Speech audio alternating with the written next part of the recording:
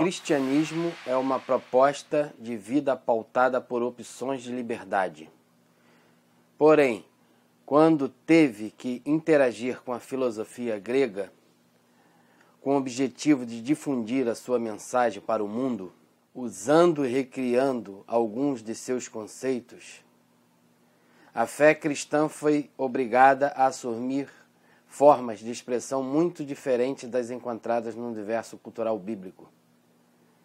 Ao anunciar a sua mensagem de liberdade em novos ambientes, o cristianismo aceitou moldes provenientes de um mundo apaixonado pelo fixo e necessário, ou seja, a 1000 léguas de dar a liberdade é a história que dela surge o lugar de proeminência que já possuía no Antigo Testamento e continuou tendo no Novo Testamento. Então, o cristianismo é pautado por opções de liberdade. O cristianismo é uma proposta de vida pautada por opções de liberdade. Centenas de afirmações que comprovam o livre-arbítrio no Antigo Testamento. Nem os filósofos gregos, nem os teólogos cristãos da época das grandes sínteses medievais negaram o fato da liberdade do homem. O mundo filosófico e cristão adere ao discurso da liberdade, mas em um plano mais imaginário do que real, devido ao funcionamento de um mundo onde tudo acontece por acaso. Em minhas pesquisas mais recentes, tenho constatado que o próprio Tomás de Aquino não deu o devido valor para a liberdade humana em suas obras. Isso se deve a uma forte influência da cultura filosófica grega que permeava os arraiais cristãos na época das grandes sínteses medievais, e o que acabou suprimindo o sentido real da liberdade no cristianismo. Então, através de pesquisas mais recentes, temos constatado que o Evangelho é uma proposta de vida pautada por opções de liberdade. O homem possui livre-arbítrio.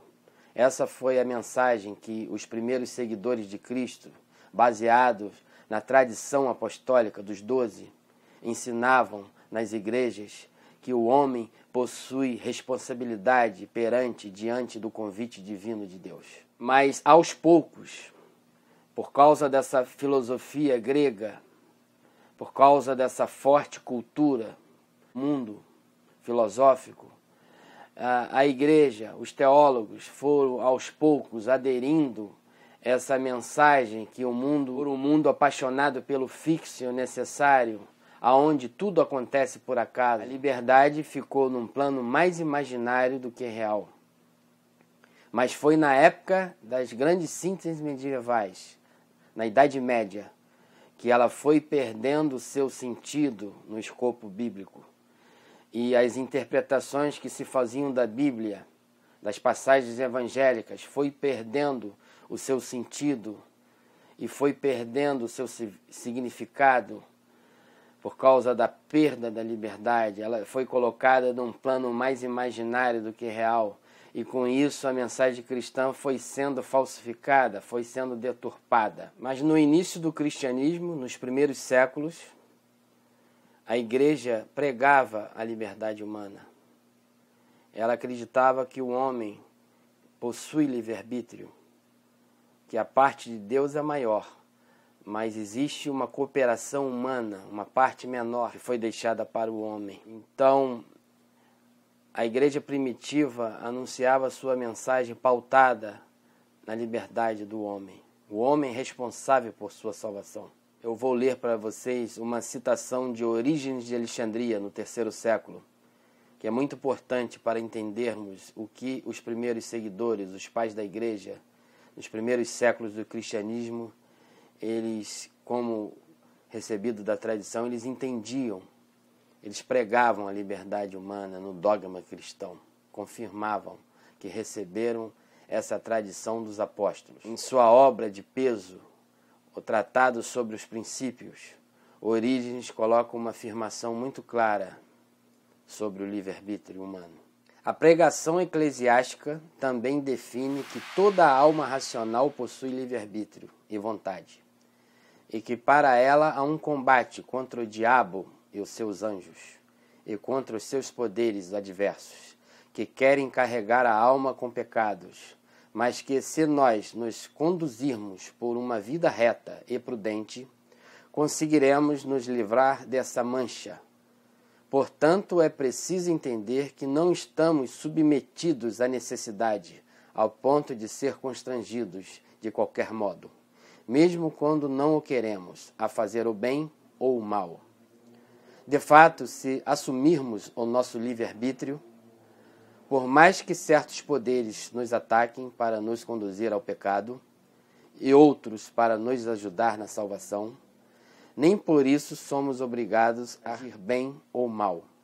Orígenes de Alexandria, terceiro século. Eu vou citar também uma outra passagem, uma citação da obra de Justino de Roma, do segundo século, que afirma com muita clareza que ele recebeu da tradição apostólica que o homem possui livre-arbítrio perante a oferta salvífica de Deus. De fato, do mesmo modo como no princípio nos fez do não ser, assim também cremos que aqueles que escolheram o que lhe é grato, concederá a incorruptibilidade e a convivência com ele, como prêmio dessa mesma escolha. Com efeito, ser criados no princípio não foi mérito nosso, mas agora ele nos persuade e nos conduz à fé, para que sigamos o que lhe é grato, por livre escolha, através das potências racionais, com que ele mesmo nos presenteou. Justino de Roma, Apologia e Diálogo com Trifão, século II. Temos o testemunho desses pais da igreja que eu acabei de citar, que é Orígenes de Alexandria, no terceiro século, um grande doutor da igreja grega, e também de Justino de Roma, mais perto do advento de Cristo, no segundo século, um grande filósofo da igreja primitiva. Mas não fica só nesses dois. Eu tenho inumeráveis afirmações muito claras que comprovem o livre-arbítrio no dogma cristão, nos primeiros séculos, vamos assim dizer, até o quarto, quinto, sexto século do cristianismo. São documentos que comprovam que a igreja anunciava sua mensagem pautada no livre-arbítrio, um homem possuindo responsabilidade perante o convite divino da salvação. Mas quando é que foi o rompimento da liberdade definitivamente no dogma cristão? Quando isso aconteceu? Foi no período da Reforma Protestante, século XVI, com Calvino, com Lutero. Esses reformadores, entre outros, eles negaram a liberdade no dogma cristão explicitamente em suas obras. E com isso, a igreja brasileira, a igreja na América Latina, em todo o mundo, ela respira essa atmosfera da reforma, consciente ou inconscientemente, e interpretam desse jeito as escrituras.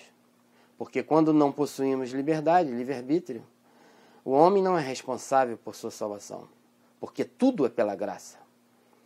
Eles fazem essas interpretações porque foi desse jeito que foi passado para nós, protestantes. Mas eu quero deixar aqui neste vídeo uma parte do problema, é muito mais profundo, que eu já venho pesquisando há anos, e é parte até no meu trabalho de dissertação de mestrado em teologia pela PUC-Rio. E eu quero dizer para os irmãos aqui nesse vídeo que a mensagem cristã é pautada no livre-arbítrio, na liberdade humana. O homem é responsável por sua salvação. E isso foi proclamado nos primeiros séculos do cristianismo, tanto na igreja no mundo, no universo grego, como na igreja latina. E isso está muito claro. Então eu não estou trazendo alguma novidade, informações novas para os irmãos, mas é uma coisa antiga, uma doutrina genuína, apostólica, que nasceu em Pentecostes. Isso é uma parte do problema, como eu já disse. Em outros vídeos mais à frente eu vou estar colocando mais elementos, mais informações que comprovam a liberdade no dogma cristão.